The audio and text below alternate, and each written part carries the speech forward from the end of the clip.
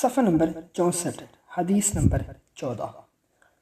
حضرت عبداللہ بن مسعود رضی اللہ تعالیٰ عنہ سے روایت ہے کہ نبی کریم صلی اللہ علیہ وآلہ وسلم نے ارشاد فرمایا کہ میں نے شب معراج میں ابراہیم، موسیٰ اور عیسیٰ علیہ السلام سے ملاقات کی تو وہ قیامت کے بارے میں باتیں کرنے لگے۔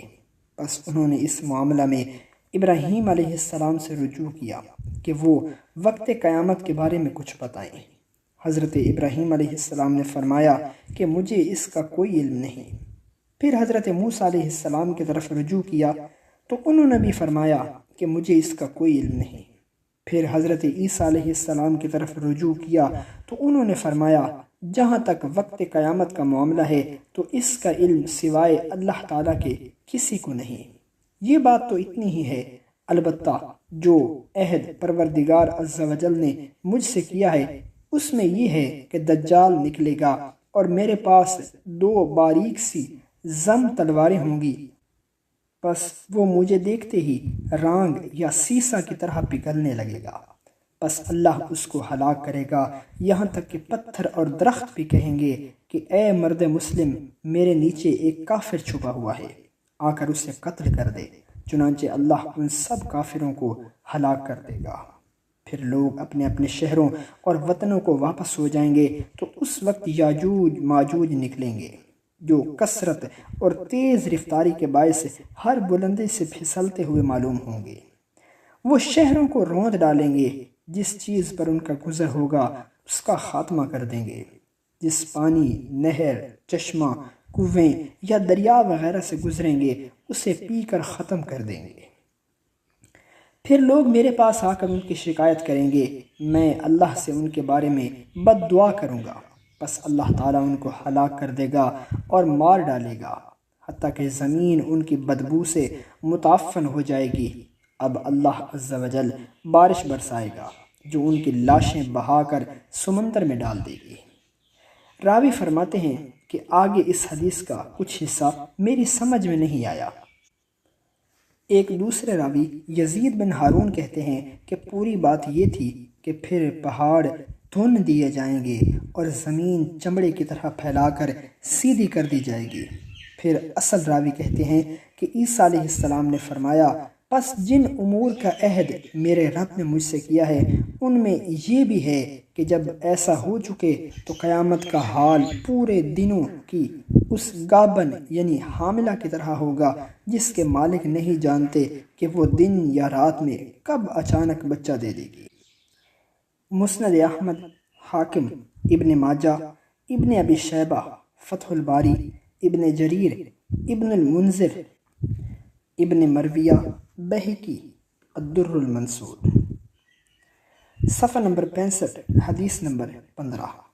حضرت ابو ہریرہ رضی اللہ تعالیٰ عنہ سے روایت ہے کہ نبی کریم صلی اللہ تعالیٰ علیہ وآلہ وسلم نے ارشاد فرمایا کہ سب انبیاء باپ شریک بھائیوں کی طرح ہیں، کہ ان سب کا دین ایک اور مائیں یعنی شریعتیں جدا جدا ہیں، اور میں عیسیٰ ابن مریم کے سب سے زیادہ قریب ہوں کیونکہ میرے اور ان کے درمیان کوئی نبی نہیں ہوا۔ وہ نازل ہوں گے، جب تم انہیں دیکھو تو پہچان لینا، ان کی پہچان یہ ہے، وہ درمیانہ قد و قامت کے ہوں گے، رنگ سرخ و سفید ہوگا، بال سیدھے اور ایسے صاف اور چمکدار ہوں گے کہ وہ اگرچہ بھیگے نہ ہوں تب بھی یوں معلوم ہوگا جیسے ابھی ان سے پانی ٹپک رہا ہو۔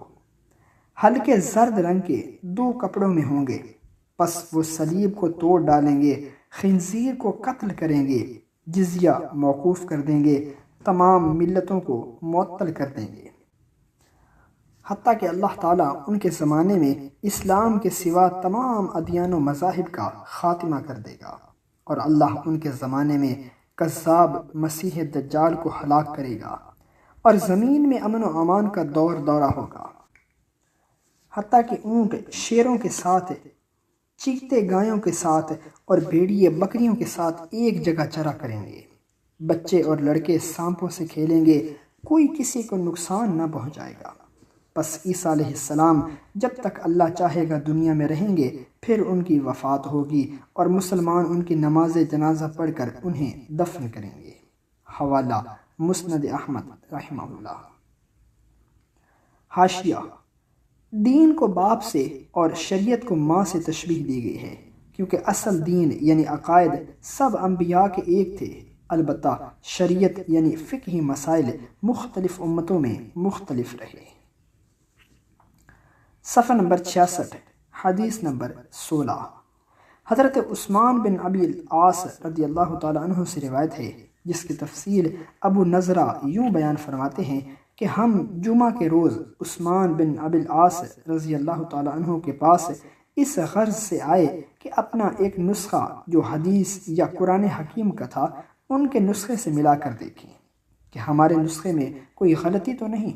بس جب جمعہ کا وقت ہوا تو انہوں نے ہمیں غسل کرنے کا حکم دیا۔ غسل کے بعد ہمارے پاس خوشبو لائی گئی، وہ لگا کر ہم مسجد چلے گئے اور وہاں ایک شخص کے پاس جا بیٹھے جس نے ہمیں دجال کے بارے میں حدیث سنائی۔ پھر عثمان بن ابی العاص رضی اللہ تعالیٰ عنہ آئے تو ہم اٹھ کر ان کے پاس جا بیٹھے۔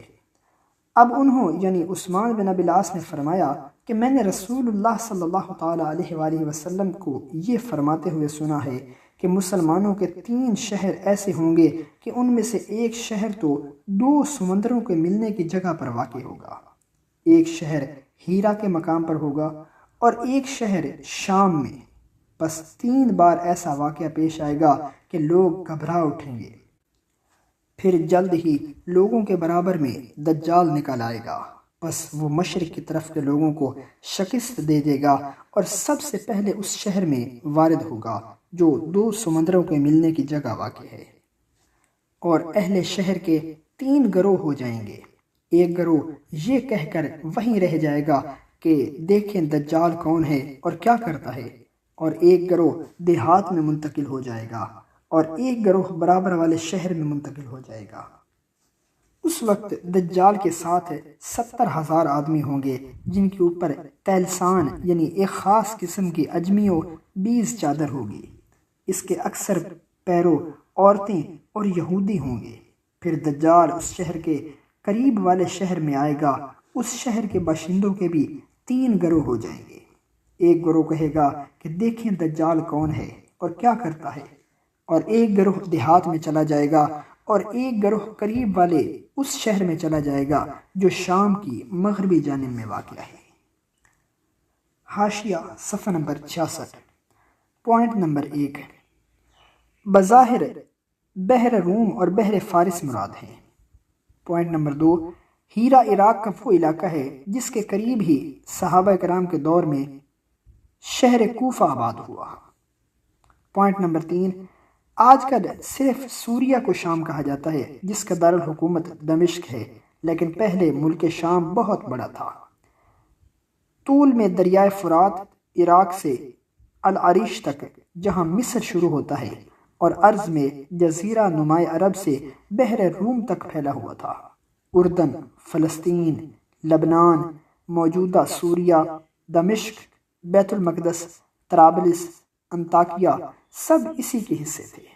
لہٰذا احادیث میں شام سے اصل ملک شام مراد ہے، صرف سوریہ نہیں۔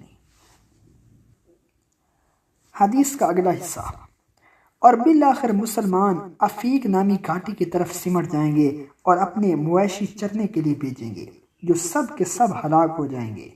ان کو یہ نقصان بہت شاق گزرے گا اور شدید بھوک اور سخت مشقت میں مبتلا ہو جائیں گے، حتیٰ کہ بعض لوگ اپنی کمان کا چلہ جلا کر کھائیں گے۔ یہ اسی حال میں ہوں گے کہ سحر کے وقت کوئی پکارنے والا 3 بار یہ آواز لگائے گا کہ اے لوگو، تمہارے پاس فریاد رس آ پہنچا۔ یہ سن کر لوگ آپس میں کہیں گے کہ یہ تو کسی پیٹ بھرے آدمی کی آواز ہے۔ اور نماز فجر کے وقت عیسیٰ ابن مریم علیہ السلام نازل ہوں گے۔ مسلمانوں کا امیر ان سے کہے گا، یا روح اللہ، آگے آ کر نماز پڑھائیے۔ وہ فرمائیں گے کہ اس امت کے بعض لوگ بعض کے امیر ہیں، اس لیے تم ہی نماز پڑھاؤ۔ بس مسلمانوں کا امیر آگے بڑھ کر نماز پڑھائے گا۔ پھر حضرت عیسیٰ علیہ السلام نماز سے فارغ ہو کر اپنا حربہ سنبھالیں گے اور دجال کی طرف روانہ ہو جائیں گے۔ دجال ان کو دیکھتے ہی رانگ کی طرح پگھلنے لگے گا۔ بس عیسیٰ علیہ السلام اپنا حربہ اس کے سینے کے بیچوں بیچ مار کر اسے قتل کر ڈالیں گے، اور اس کے ساتھی شکست کھا جائیں گے۔ اس دن ان میں سے کسی کو بھی کوئی چیز اپنے پیچھے نہیں چھپائے گی، حتیٰ کہ درخت کہے گا اے مومن یہ کافر ہے، اور پتھر کہے گا اے مومن یہ کافر ہے۔ حوالہ مسند احمد، ابن ابی شیبہ، طبرانی، حاکم، الدر المنصور۔ حاشیہ: عفیق ایک 2 میل لمبی کانٹی ہے جو اردن میں واقع ہے۔ صفحہ نمبر 68، حدیث نمبر 17۔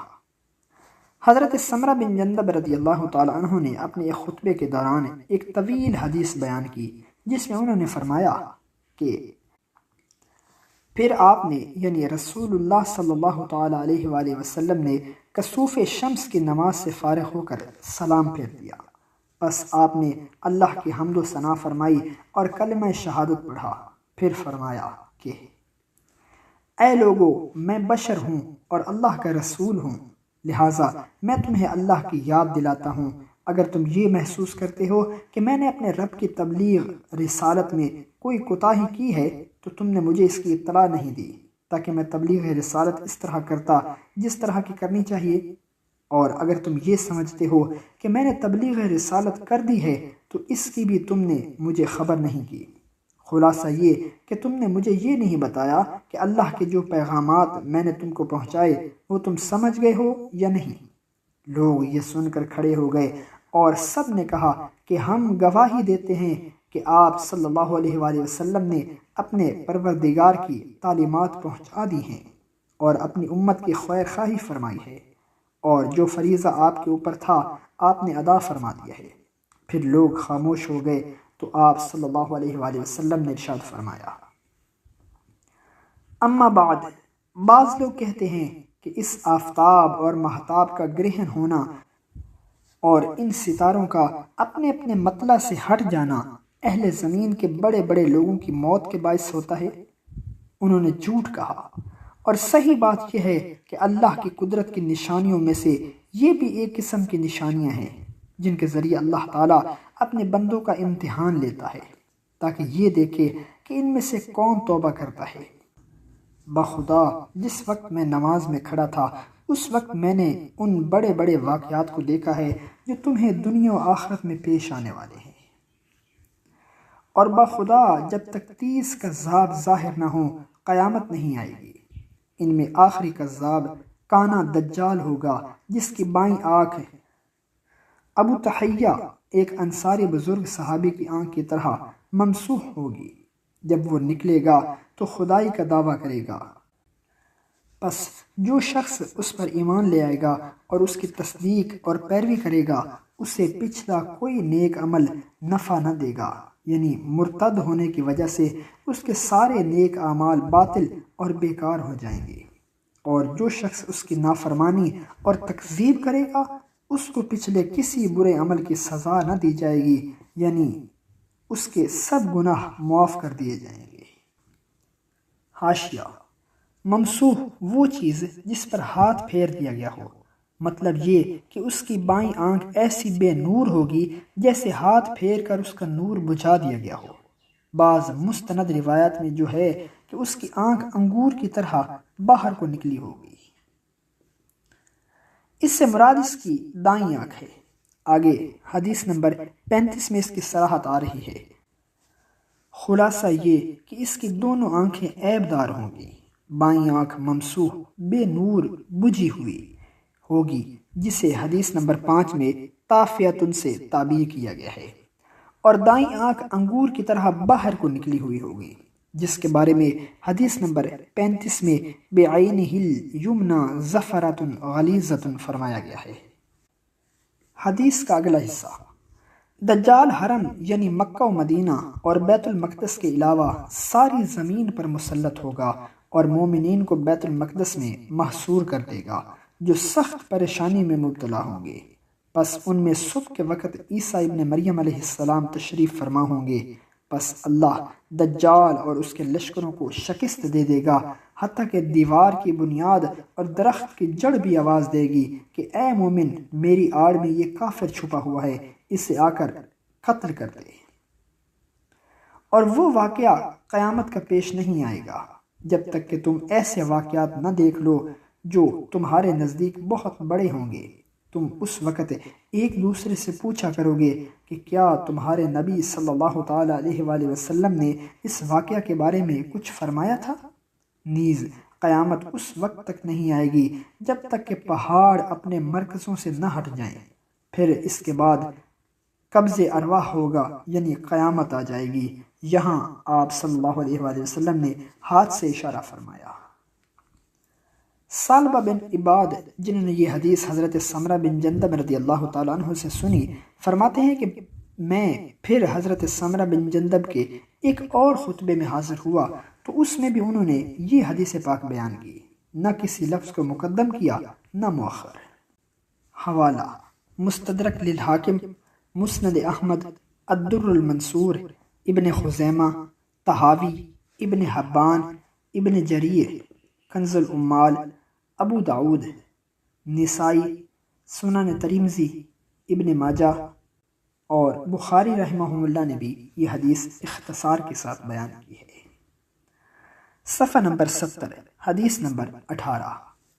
حضرت عبداللہ ابن عمر رضی اللہ تعالی عنہما کا بیان ہے کہ رسول اللہ صلی اللہ تعالی علیہ وآلہ وسلم نے ارشاد فرمایا کہ ایسی امت کیسے ہلاک ہو سکتی ہے جس کے دور اول میں میں ہوں اور آخر دور میں عیسیٰ علیہ السلام۔ حوالہ: حاکم، کنز العمال، الدر المنصور، مشکات، نسائی۔ حدیث نمبر 19۔ جلیل القدر تابعی حضرت جبیر بن نزیر رحمہ اللہ کا بیان ہے کہ رسول اللہ صلی اللہ تعالی علیہ وآلہ وسلم نے ارشاد فرمایا کہ اللہ ایسی امت کو ہرگز رسوا نہیں کرے گا جس کے شروع میں ہوں اور آخر میں عیسیٰ علیہ السلام۔ حوالہ: ابن ابی شیبہ، الحکیم الترمذی، الحاکم، الدر المنصور۔ حدیث نمبر 20۔ حضرت ابو طفیل رحمہ اللہ فرماتے ہیں کہ جب میں کوفہ میں تھا تو یہ افواہ اڑی کہ دجال نکل آیا۔ ہم حضرت حذیفہ بن اسید رضی اللہ تعالیٰ عنہ کے پاس آئے اور میں نے کہا کہ یہ دجال تو نکل آیا ہے۔ آپ نے فرمایا بیٹھ جاؤ۔ میں بیٹھ گیا۔ اتنے میں اعلان ہوا کہ یہ ایک کذاب کا جھوٹ ہے۔ بس حضرت حذیفہ رحمہ اللہ نے فرمایا کہ دجال اگر تمہارے زمانے میں نکلتا تو بچے اسے کنکریاں مارتے، وہ تو ایسے زمانے میں نکلے گا جب اچھے لوگ کم رہ جائیں گے، دین میں کمزوری آ جائے گی اور آپس کی عداوتیں پھیلی ہوئی ہوں گی۔ بس وہ ہر گھاٹ پر اترے گا اور مسافتیں اتنی تیز رفتاری سے قطع کرے گا کہ گویا اس کے لیے زمین لپیٹ دی جائے گی جیسا کہ مینڈے کی کھال لپیٹ دی جاتی ہے، حتیٰ کہ وہ مدینہ کے آس پاس آئے گا، بیرون مدینہ پر اس کا غلبہ ہو جائے گا اور اندرون مدینہ سے اسے روک دیا جائے گا۔ پھر وہ ایلیا یعنی بیت المقدس کے پہاڑ تک آئے گا اور مسلمانوں کی ایک جماعت کا محاصرہ کر لے گا۔ مسلمانوں کا امیر ان سے کہے گا کہ اس سرکش سے جنگ کرنے میں تم کس کا انتظار کر رہے ہو؟ اس کا مقابلہ کرو یہاں تک کہ تم اللہ سے جا ملو یا فتح یاب ہو جاؤ۔ پس مسلمان طے کر لیں گے کہ صبح ہوتے ہی اس سے جنگ کریں گے۔ اب مسلمان اس حال میں صبح کریں گے کہ عیسیٰ ابن مریم علیہ السلام ان کے ساتھ ہوں گے۔ پس عیسیٰ علیہ السلام دجال کو قتل کر دیں گے اور اس کے ساتھیوں کو شکست دے دیں گے۔ حوالہ: مستدرک للحاکم والدر المنصور۔ حاشیہ: احادیث میں صراحت ہے کہ مدینہ کے ہر راستے پر اس زمانہ میں فرشتوں کا پہرا ہوگا جو اسے اندر آنے نہیں دیں گے۔ صفحہ نمبر 71، حدیث نمبر 21۔ حضرت انس رضی اللہ تعالی عنہ فرماتے ہیں کہ رسول اللہ صلی اللہ تعالی علیہ وآلہ وسلم نے ارشاد فرمایا کہ میری امت کے کچھ مرد عیسیٰ ابن مریم کو پائیں گے اور دجال سے ہونے والی جنگ میں شریک ہوں گے۔ حوالہ: الدر المنصور، مستدرک للحاکم، کنز العمال، ابن خزیمہ، اوسط طبرانی و مجمع الزوائد۔ حدیث نمبر 22۔ حضرت انس رضی اللہ تعالی عنہ فرماتے ہیں کہ رسول اللہ صلی اللہ تعالی علیہ وآلہ وسلم نے ارشاد فرمایا کہ تم میں سے جو عیسیٰ ابن مریم کو پائے ان کو میرا سلام پہنچا دے۔ حوالہ: الدر المنصور بحوالہ مستدرک للحاکم۔ حدیث نمبر 23۔ حضرت واصلہ رضی اللہ تعالیٰ عنہ فرماتے ہیں کہ میں نے رسول اللہ صلی اللہ تعالیٰ علیہ وآلہ وسلم کو یہ فرماتے ہوئے سنا ہے کہ جب تک 10 نشانیاں ظاہر نہ ہوں قیامت نہیں آئے گی۔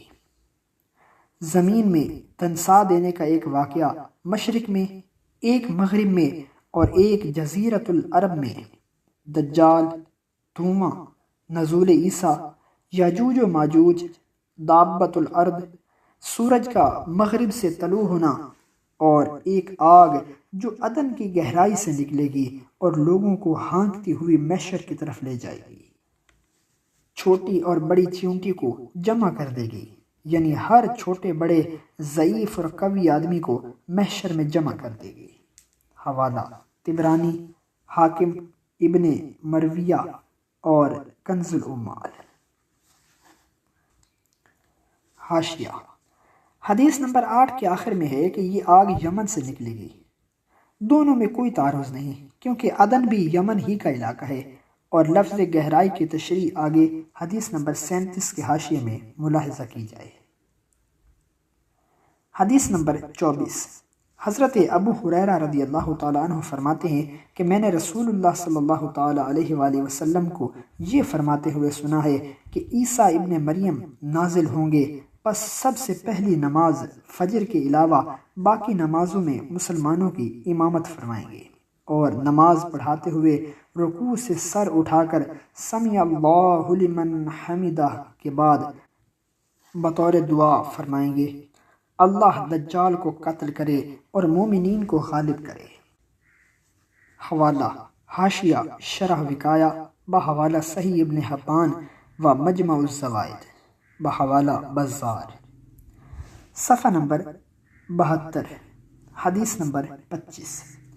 حضرت ابو ہریرہ رضی اللہ تعالیٰ عنہ سے روایت ہے کہ نبی کریم صلی اللہ تعالیٰ علیہ وآلہ وسلم نے ارشاد فرمایا، اگر میری عمر طویل ہوئی تو مجھے امید ہے کہ میں عیسیٰ ابن مریم سے ملاقات کروں، بس اگر میری موت جلد آ گئی تو جو ان سے ملے ان کو میرا سلام پہنچا دے۔ یہ حدیث امام احمد رحمہ اللہ نے اپنی مسند میں مرفوعاً روایت کی ہے، یعنی اسے رسول اللہ صلی اللہ تعالیٰ علیہ وآلہ وسلم کا ارشاد قرار دیا ہے، اور امام احمد رحمہ اللہ نے اپنی مسند میں ہی دوسری سند سے بے عین ہی اسی مضمون کی ایک روایت موقوفاً بھی ذکر کی ہے، یعنی اس میں یہ ارشاد حضرت صلی اللہ تعالیٰ علیہ وآلہ وسلم کی بجائے حضرت ابو ہریرہ رضی اللہ تعالیٰ عنہ کی طرف منسوب کیا ہے، اور سندیں دونوں روایتوں کی صحیح ہیں۔ ایک سے یہ ارشاد حضرت صلی اللہ تعالیٰ علیہ وآلہ وسلم کا معلوم ہوتا ہے، اور دوسری سے حضرت ابو ہریرہ رضی اللہ تعالیٰ عنہ کا، مگر جو شخص اس باب کی احادیث میں غور و فکر سے کام لے گا اس نتیجے پر پہنچے گا کہ حضرت عیسیٰ علیہ السلام کو سلام پہنچانے کی وصیت حضرت صلی اللہ تعالیٰ علیہ وآلہ وسلم نے بھی فرمائی ہے، اور حضرت ابو ہریرہ رضی اللہ تعالیٰ عنہ نے بھی۔ لہٰذا اس حد تک یہ روایت مرفوعاً بھی صحیح ہے، موقوفاً بھی۔ رہا اس حدیث کا پہلا جملہ کہ اگر میری عمر طویل ہوئی تو مجھے امید ہے کہ میں عیسیٰ ابن مریم سے ملاقات کروں، تو اس باب کی احادیث میں غور و فکر اس نتیجے پر پہنچاتا ہے کہ یہ ارشاد صرف حضرت ابو ہریرہ رضی اللہ تعالیٰ عنہ کا ہے، حضرت صلی اللہ تعالیٰ علیہ وآلہ وسلم کا نہیں۔ وجہ یہ ہے کہ احادیث کثیرہ میں اس بات کی صراحت ہے کہ نزول عیسیٰ علیہ السلام کے وقت حضرت صلی اللہ تعالیٰ علیہ وآلہ وسلم کی وفات ہو چکی ہوگی۔ مثلا صحیح مسلم اور مستدرک حاکم میں رسول کریم صلی اللہ تعالیٰ علیہ وآلہ وسلم کا یہ ارشاد موجود ہے کہ عیسیٰ علیہ السلام میری قبر پر آ کر مجھے سلام کریں گے اور میں سلام کا جواب دوں گا۔ حاشیہ صفحہ نمبر 71۔ حضرت عیسیٰ علیہ السلام کا دوران نماز دجال کے خلاف بد دعا کرنے سے متعلق احکر کی سمجھ میں یہ آتا ہے کہ یہ ارشاد بطور دعا کے ہوگا۔ ترجمہ بھی اسی کے مطابق کیا گیا ہے، اور قرینہ یہ ہے کہ حدیث میں سمع اللہ لمن حمدہ کے بعد بغیر عطف کے قتل اللہ الدجال و اظہر المؤمنین آیا ہے، اور ظاہر ہے سمع اللہ لمن حمدہ جملہ دعائیہ ہے، لہٰذا مناسب ہے کہ بعد کا جملہ بھی دعائیہ ہو، اور بظاہر یہ دعا قنوت نازلہ کے طور پر ہوگی، جو حادثات و مصائب کے وقت مسلمانوں کی حفاظت اور دشمنوں پر فتح کے لیے نماز فجر کی آخری رکعت میں رکوع کے بعد سجدے سے پہلے قوما میں کی جاتی ہے، اور شیخ ابو الفتاح ابو غدہ نے بھی اسے جملہ خبریہ قرار دیا ہے۔ پھر اس پر جو اعتراض ہوتا ہے کہ دوسری احادیث میں صراحت ہے کہ حضرت عیسیٰ علیہ السلام دجال کو اپنے حربہ سے باب لد پر قتل کریں گے، اور زیر بحث جملہ سے ثابت ہوتا ہے کہ اثناء نماز میں قتل کریں گے، دونوں حدیثوں میں تعارض ہوا، تو اس کا جواب انہوں نے اپنے شیخ سے یہ نقل کیا کہ ہو سکتا ہے کہ یہ نماز صلاۃ الخوف ہو، جو باب لد کے مقام پر ادا کی جا رہی ہوگی کہ اثناء نماز میں عیسیٰ علیہ السلام کو دجال نظر آ جائے گا، چنانچہ آپ حربہ سے نماز کے اندر ہی اس کا کام تمام کر دیں گے۔ واللہ اعلم۔ صفحہ نمبر 73، حدیث نمبر 26۔ حضرت عبداللہ بن سلام رضی اللہ تعالی عنہ کا ارشاد ہے کہ تورات میں محمد صلی اللہ تعالی علیہ وآلہ وسلم کی صفات لکھی ہوئی ہیں، اور یہ کہ عیسیٰ ابن مریم ان کے پاس دفن کیے جائیں گے۔ حوالہ ترمذی الدر المنصور۔ حدیث نمبر 27۔ حضرت ابن عباس رضی اللہ تعالی عنہ سے روایت ہے کہ رسول اللہ صلی اللہ تعالی علیہ وآلہ وسلم نے ارشاد فرمایا کہ ایسی امت ہرگز ہلاک نہیں ہوگی جس کے اول میں ہوں اور آخر میں عیسیٰ علیہ السلام اور درمیان میں مہدی۔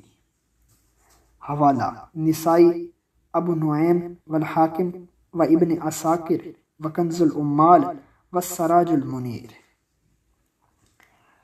حدیث نمبر 28۔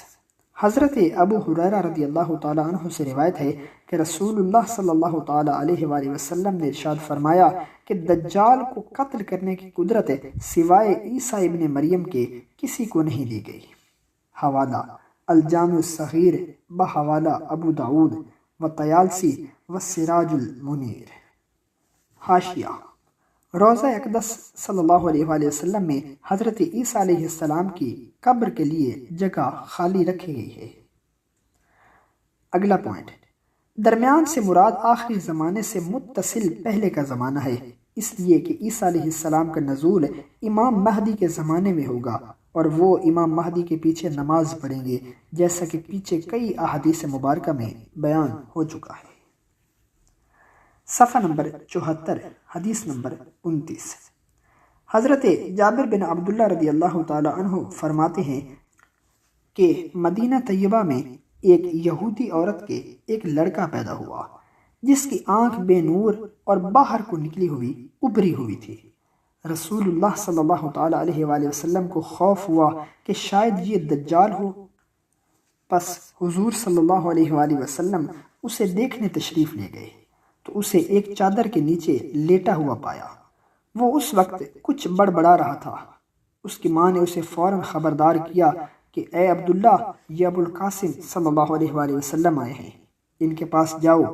یہ سنتے ہی وہ چادر سے باہر آ گیا تو رسول اللہ صلی اللہ تعالی علیہ وآلہ وسلم نے فرمایا کہ اس کی ماں کو کیا ہو گیا؟ اللہ اسے غارت کرے، اگر وہ اس کو اپنے حال پر چھوڑ دیتی تو یہ اپنی حقیقت ضرور ظاہر کر دیتا، یعنی اس کی باتیں سن کر جو وہ تنہائی میں کر رہا تھا ہمیں اس کی حقیقت حال معلوم ہو جاتی۔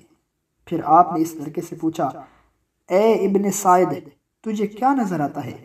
اس نے کہا، میں حق دیکھتا ہوں اور باطل دیکھتا ہوں، اور ایک تخت پانی پر بچھا ہوا دیکھتا ہوں۔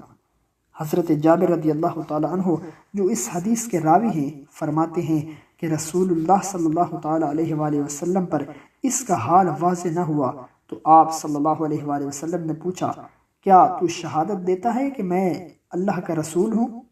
اس نے کہا، کیا آپ شہادت دیتے ہیں کہ میں اللہ کا رسول ہوں؟ آپ صلی اللہ علیہ وآلہ وسلم نے فرمایا کہ میں تو اللہ اور اس کے رسولوں پر ایمان رکھتا ہوں، اور تو ان میں سے نہیں ہے کہ تجھ پر ایمان لاتا۔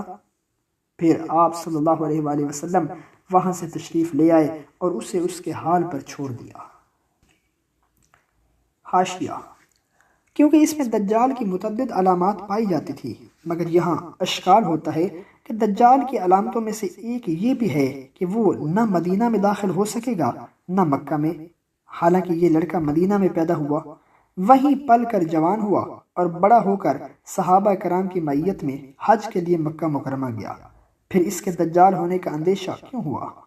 جواب یہ ہے کہ جس وقت کا یہ واقعہ ہے اس وقت تک حضرت صلی اللہ تعالیٰ علیہ وآلہ وسلم کو بذریعہ وحی یہ معلوم نہیں ہوا تھا کہ دجال مکہ اور مدینہ میں داخل نہ ہو سکے گا۔ بعد میں جب بذریعہ وحی یہ معلوم ہو گیا تو آپ صلی اللہ علیہ وآلہ وسلم کا اندیشہ ختم ہو گیا۔ دوسرا نقطہ، روایات میں اس لڑکے کے متعدد نام آئے ہیں۔ عبداللہ، ابن سعید، ابن السائد اور ابن سیاد اور ابن السیاد اور صافی، یہ سب اس کے نام ہیں۔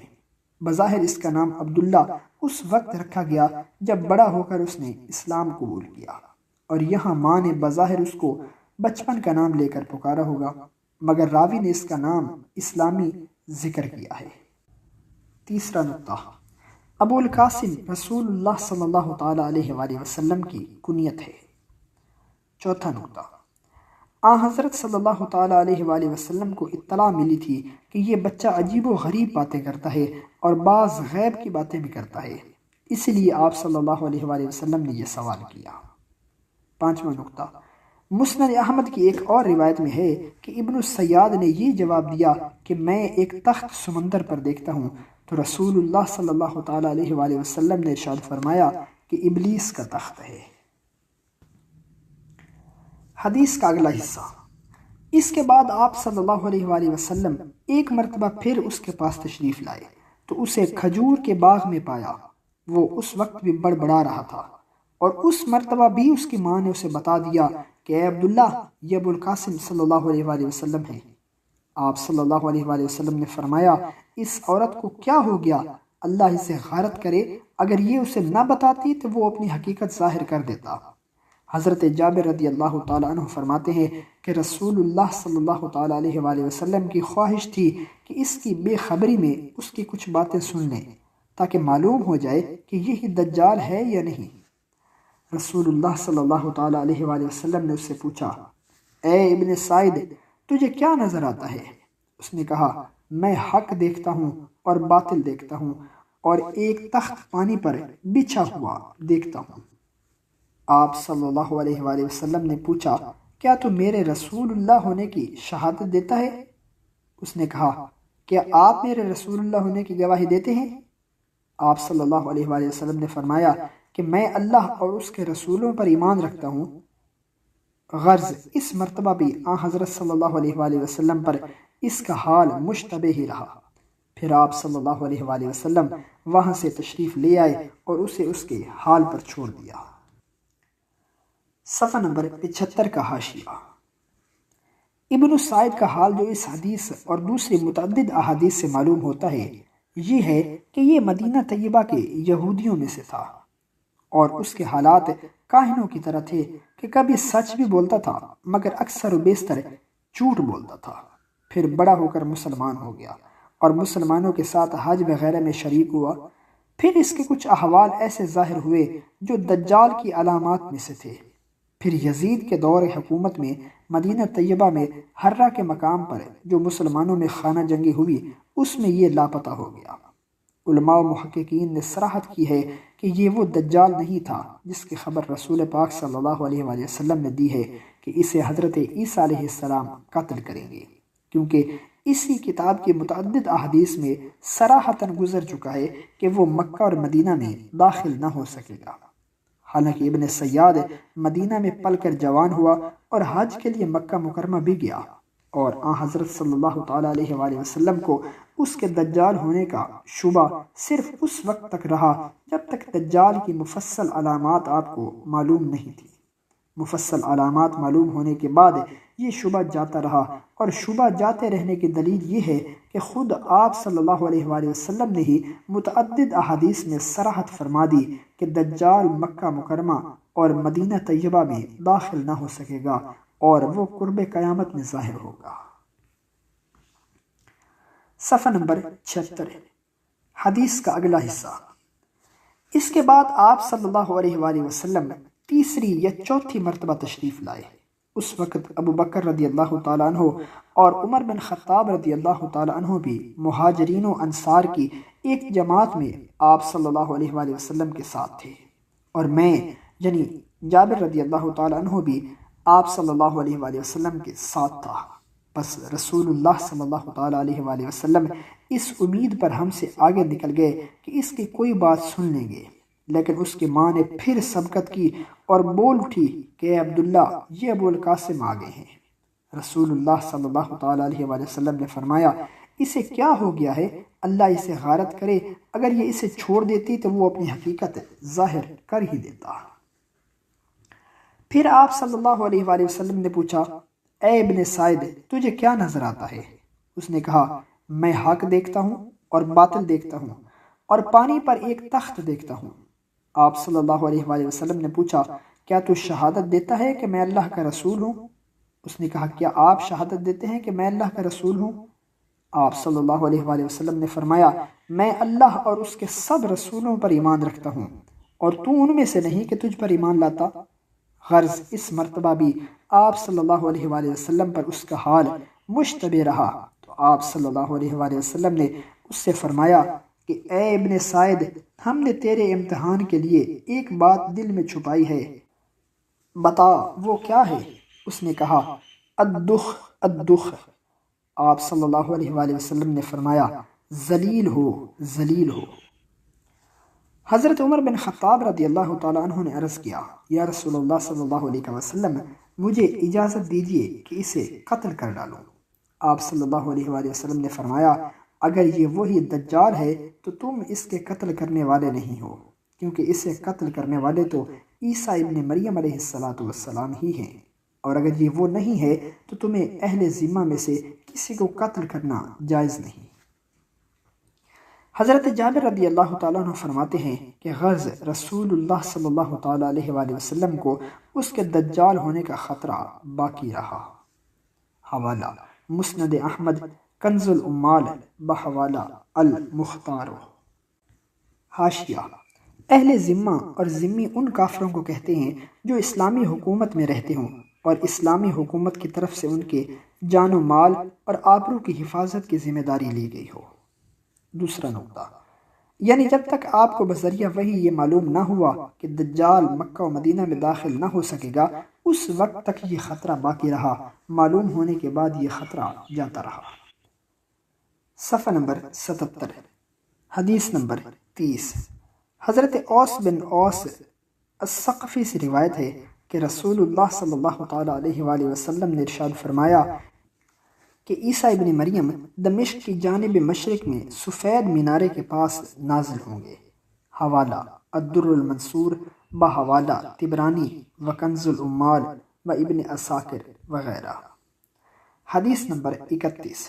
حضرت جابر بن عبداللہ رضی اللہ تعالیٰ عنہ کا بیان ہے کہ رسول اللہ صلی اللہ تعالیٰ علیہ وآلہ وسلم نے ارشاد فرمایا کہ دجال ایسے زمانے میں نکلے گا جبکہ دین میں ازمحلال آ چکا ہوگا اور علم رخصت ہو رہا ہوگا۔ اس کے خروج کے بعد دنیا میں رہنے کی مدت 40 روز ہوگی۔ اس مدت میں وہ گھومتا رہے گا۔ ان 40 روز میں ایک دن 1 سال کے برابر، ایک دن 1 ماہ کے برابر اور ایک دن 1 ہفتے کے برابر ہوگا، پھر اس کے باقی ایام عام دنوں کی طرح ہوں گے۔ اس کا ایک گدھا ہوگا جس پر وہ سوار ہوگا، اس گدھے کے 2 کانوں کے درمیان 40 ہاتھ کا فاصلہ ہوگا۔ دجال لوگوں سے کہے گا، میں تمہارا رب ہوں، حالانکہ وہ کانا ہوگا، اور ظاہر ہے کہ تمہارا رب کانا نہیں، لہٰذا تمہارے لیے یہ فیصلہ کر لینا کہ وہ تمہارا رب نہیں نہایت آسان ہے۔ اس کی دونوں آنکھوں کے درمیان پیشانی پر کاف فا را کافر لکھا ہوگا، جسے ہر مومن پڑھ سکے گا، خواہ وہ لکھنا جانتا ہو یا نہ جانتا ہو۔ وہ ہر پانی اور گھاٹ پر اترے گا سوائے مدینہ اور مکہ کے کہ اللہ تعالیٰ نے ان دونوں شہروں کو اس پر حرام کر دیا ہے، اور ان کے دروازوں یعنی راستوں پر فرشتے کھڑے پہرا دے رہے ہیں تاکہ دجال داخل نہ ہو سکے۔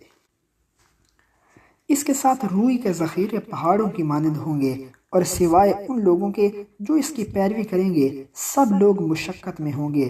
اس کے ساتھ 2 نہریں ہوں گی جن کو میں اس سے زیادہ جانتا ہوں، ایک نہر کو وہ جنت کہے گا اور دوسری نہر کو آگ کہے گا۔ بس جو شخص اس نہر میں داخل کیا جائے گا اس کا نام دجال نے جنت رکھا ہوگا، وہ در حقیقت آگ ہوگی، اور جو شخص اس نہر میں داخل کیا جائے گا جس کا نام دجال نے آگ رکھا ہوگا وہ در حقیقت جنت ہوگی، اور اللہ اس کے ساتھ شیاطین بھیجے گا جو لوگوں سے باتیں کریں گے، اور اس کے ساتھ ایک فتنہ عظیم یہ ہوگا کہ وہ بادلوں کو حکم دے گا تو وہ لوگوں کو بارش برساتے ہوئے نظر آئیں گے، اور وہ ایک شخص کو قتل کرے گا، پھر لوگوں کو نظر آئے گا کہ وہ اسے زندہ کر رہا ہے۔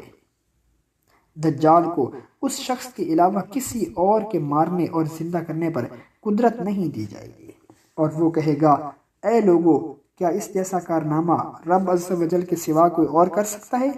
یعنی میرا یہ کارنامہ میرے رب ہونے کی دلیل ہے، معاذ اللہ۔ پس مسلمان شام کے جبل دخان کی طرف بھاگ جائیں گے، اور دجال وہاں آ کر ان کا محاصرہ کر لے گا۔ یہ محاصرہ بہت سخت ہوگا اور ان کو سخت مشقت میں ڈال دے گا۔ پھر فجر کے وقت عیسیٰ ابن مریم علیہ السلام نازل ہوں گے، وہ مسلمانوں سے کہیں گے اس خبیث کذاب کی طرف نکلنے سے تمہارے لیے کیا چیز مانے ہے؟ مسلمان کہیں گے یہ شخص جن ہے، لہٰذا اس کا مقابلہ مشکل ہے۔ دجال کی شوبدہ بازی دیکھ کر شاید بعض مسلمانوں کو اس کے جن ہونے کا گمان ہو، یا ممکن ہے مسلمان یہ بات بطور تشبیہ کے کہیں کہ اس کی حرکتیں اور ایذا رسانی جنات کی طرح ہے۔ غرض مسلمان روانہ ہوں گے تو عیسیٰ ابن مریم علیہ السلام ان کے ساتھ ہوں گے، پس نماز کی اقامت ہوگی تو عیسیٰ علیہ السلام سے کہا جائے گا یا روح اللہ، آگے بڑھیے اور نماز پڑھائیے۔ وہ فرمائیں گے کہ تمہارے امام کو آگے بڑھ کر نماز پڑھانی چاہیے۔ غرض نماز فجر ادا کر کے یہ سب لوگ دجال کی طرف نکل کھڑے ہوں گے، پس کذاب دجال عیسیٰ علیہ السلام کو دیکھتے ہی یوں کھلنے لگے گا جیسے پانی میں نمک کھلتا ہے، پس عیسیٰ علیہ السلام اس کی طرف چلیں گے اور قتل کر ڈالیں گے، حتیٰ کہ درخت اور پتھر بھی پکاریں گے کہ یا روح اللہ، یہودی یہ ہے۔ چنانچہ عیسیٰ علیہ السلام جو بھی دجال کا پیروکار ہوگا اسے قتل کر کے چھوڑیں گے۔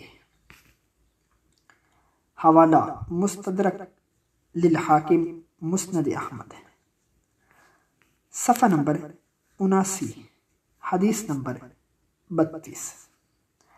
حضرت عمران بن حسین رضی اللہ تعالیٰ عنہ سے روایت ہے کہ رسول اللہ صلی اللہ تعالیٰ علیہ وآلہ وسلم نے ارشاد فرمایا کہ میری امت میں ایک جماعت اپنے دشمنوں کے مقابلے میں حق پر مسلسل ڈٹی رہے گی یہاں تک کہ اللہ کا حکم یعنی قیامت قریب آ پہنچے اور عیسیٰ ابن مریم علیہ السلام نازل ہو جائیں۔ حوالہ مسند امام احمد، حدیث نمبر 33۔ حضرت عائشہ رضی اللہ تعالی عنہ فرماتی ہیں کہ رسول اللہ صلی اللہ تعالی علیہ وآلہ وسلم میرے پاس تشریف لائے، میں اس وقت رو رہی تھی۔ آپ صلی اللہ علیہ وآلہ وسلم نے رونے کا سبب پوچھا، میں نے کہا یا رسول اللہ صلی اللہ علیہ وسلم مجھے دجال یاد آ گیا تھا، اس کے خوف سے رو پڑی۔ اس پر رسول اللہ صلی اللہ تعالی علیہ وآلہ وسلم نے ارشاد فرمایا کہ اگر وہ میری زندگی میں نکلا تو میں تمہارے لیے کافی ہوں، اور اگر دجال میرے بعد نکلا تو تمہیں اس کے فریب سے پھر بھی خوف زدہ نہیں ہونا چاہیے، کیونکہ اس کے دعوی خدائی کی تکذیب کے لیے اتنی بات کافی ہے کہ وہ کانا ہوگا اور تمہارا رب کانا نہیں ہے۔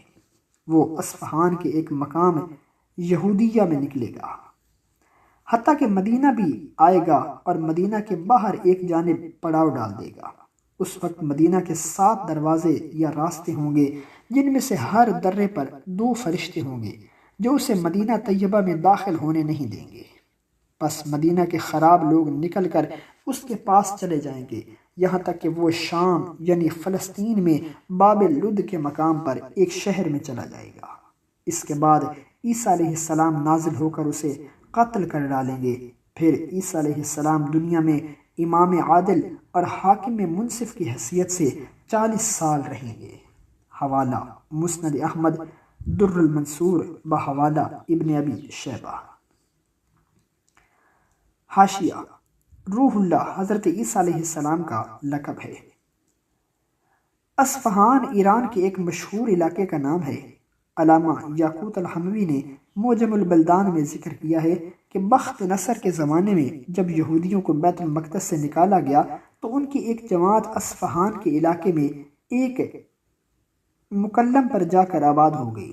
یہاں انہوں نے مکانات وغیرہ تعمیر کیے اور یہیں ان کی نسل پھیلتی رہی اور اس مقام کا نام یہودیہ پڑ گیا۔ صفحہ نمبر 80، حدیث نمبر 34۔ حضرت عبداللہ ابن عمر رضی اللہ تعالی عنہما کا بیان ہے کہ رسول اللہ صلی اللہ تعالی علیہ وآلہ وسلم نے ارشاد فرمایا کہ عیسیٰ ابن مریم نازل ہوں گے، پس دجال ان کو دیکھتے ہی خوف سے ایسا پگھلنے لگے گا جیسے چربی پگھلتی ہے، پس وہ دجال کو قتل کریں گے اور یہودیوں کو اس کے پاس سے تتر بتر کر دیں گے، پھر سب یہودی قتل کر دیے جائیں گے، حتیٰ کہ پتھر بھی پکارے گا کہ اے اللہ کے بندے، یہ یہودی ہے، آ کر اسے قتل کر دے۔ حوالہ صحیح مسلم کنز العمال بحوالہ ابن ابی شیبہ۔ حدیث نمبر 35۔ رسول اللہ صلی اللہ تعالی علیہ وآلہ وسلم کے آزاد کردہ غلام حضرت سفینہ رضی اللہ تعالی عنہ کا بیان ہے کہ رسول اللہ صلی اللہ تعالی علیہ وآلہ وسلم نے ہمارے سامنے خطبہ ارشاد فرمایا اور فرمایا، سنو، مجھ سے پہلے جو نبی بھی آیا اس نے اپنی امت کو دجال سے ڈرایا ہے۔ وہ بائیں آنکھ سے کانا ہوگا، اس کی دائیں آنکھ پر ایک موٹی پھلی ہوگی، اس کی دو آنکھوں کے درمیان پیشانی پر کافر لکھا ہوا ہوگا، اس کے ساتھ دو وادیاں ہوں گی جن میں سے ایک جنت اور دوسری آگ ہوگی، مگر حقیقت برعکس ہوگی کہ اس کی آگ جنت ہوگی اور جنت آگ۔ اس کے ساتھ دو فرشتے ہوں گے جو انبیاء سابقین میں سے دو نبیوں کے مشابہ ہوں گے، اگر میں چاہوں تو ان دونوں نبیوں کے نام اور ان کے آباء و اجداد کے نام بھی بتا سکتا ہوں، مگر حاجت یا مصلحت نہیں، اس لیے نہیں بتاتا۔ حاشیہ، یہ حدیث مسند احمد میں بھی ہے اور مسلم نے یہ حدیث مختصراً ذکر کی ہے، نیز صحیح بخاری میں بھی مختصراً آئی ہے۔ دوسرا نقطہ، یہ وہی آنکھ ہے جسے بعض روایات میں طافیۃ فا کے بعد حمزہ یعنی بے نور بجھی ہوئی کہا گیا ہے، اور بعض روایات میں ممسوح العین الیسریٰ کہا گیا ہے۔ تیسرا نقطہ، یہ وہ آنکھ ہے جس کو بعض روایات میں طافیۃ یعنی ابری ہوئی، باہر کو نکلی ہوئی کہا گیا ہے، بعض روایات میں اسے باہر کو نکلے ہوئے انگور سے تشبیہ دی گئی ہے، اور حدیث نمبر 36 میں اسے بھی ممسوحہ کہا گیا ہے۔ چوتھا نقطہ، یہ زفرتن کا ترجمہ ہے، زفرتن اس گوشت کو کہتے ہیں جو بعض لوگوں کے گوشہ چشم پر اگاتا ہے اور بعض اوقات آنکھ کی پتلی تک پھیل کر اسے ڈھانپ لیتا ہے۔ بعض حدیث میں دجال کو بائیں آنکھ سے کانا کہا گیا ہے اور بعض میں دائیں آنکھ سے۔ سرسری نظر میں تعارض کا شبہ ہوتا ہے، مگر اس حدیث سے پوری حقیقت واضح ہو جاتی ہے کہ دجال کی دونوں ہی آنکھیں عیب دار ہوں گی، بائیں آنکھ بے نور طافیتن ہوگی اور دائیں آنکھ ناخنہ کی وجہ سے باہر کو انگور کی طرح نکلی ہوگی۔ دجال کی آنکھوں کی تفصیل حدیث نمبر 5 اور 17 کے حاشیے میں ہم پیچھے بھی لکھ چکے ہیں۔ حدیث کا اگلا حصہ، ان دو فرشتوں میں سے ایک دجال کے دائیں جانب ہوگا اور دوسرا بائیں جانب، یہ سب کچھ لوگوں کی آزمائش کے لیے ہوگا، چنانچہ دجال پوچھے گا، کیا میں تمہارا رب نہیں ہوں؟ کیا میں زندہ کرتا اور مارتا نہیں ہوں؟ ایک فرشتہ جواب دے گا کہ تو نے جھوٹ بولا ہے، مگر یہ جواب سوائے اس کے ساتھی فرشتے کے کوئی آدمی نہ سن سکے گا، اور وہ ساتھ والا فرشتہ پہلے فرشتے سے کہے گا کہ تو نے سچ کہا ہے۔ اس جواب کو سب حاضرین سن لیں گے اور گمان کریں گے کہ یہ دوسرا فرشتہ دجال کی تصدیق کر رہا ہے، حالانکہ وہ پہلے فرشتے کی تصدیق کر رہا ہوگا جس نے دجال سے کہا تھا کہ تو نے جھوٹ بولا ہے۔ پھر وہ روانہ ہوگا اور مدینہ طیبہ کے قریب پہنچے گا، مگر اس کو مدینہ منورہ میں داخل ہونے کی اجازت یعنی قدرت نہ ہوگی، چنانچہ وہ کہے گا کہ یہ اس آدمی کا شہر ہے، اسی لیے میں اس میں داخل نہ ہو سکا۔ پھر وہ یہاں سے چل کر شام آئے گا تو عیسیٰ علیہ السلام نازل ہو جائیں گے اور افیق نامی گھاٹی کے پاس اسے قتل کر دیں گے۔ حوالہ مسند احمد در المنصور بحوالہ ابن ابی شیبہ۔ حاشیہ، یعنی رسول اللہ صلی اللہ تعالی علیہ وآلہ وسلم کا شہر ہے۔ یہ گھاٹی اردن میں ہے اور اردن کی سرحد فلسطین سے ملی ہوئی ہے، لہٰذا جن حدیثوں میں ہے کہ فلسطین میں باب لد کے پاس قتل کریں گے، یہ حدیث ان کے معارض نہیں۔ اس گھاٹی کا ذکر حدیث نمبر 16 میں بھی آیا ہے، اس کی مراجعت کی جائے۔ صفحہ نمبر 82، حدیث نمبر 36۔ حضرت حذیفہ رضی اللہ تعالیٰ عنہ کا بیان ہے کہ رسول اللہ صلی اللہ تعالیٰ علیہ وآلہ وسلم نے ارشاد فرمایا کہ جو چیزیں دجال کے ساتھ ہوں گی میں انہیں دجال سے زیادہ جانتا ہوں۔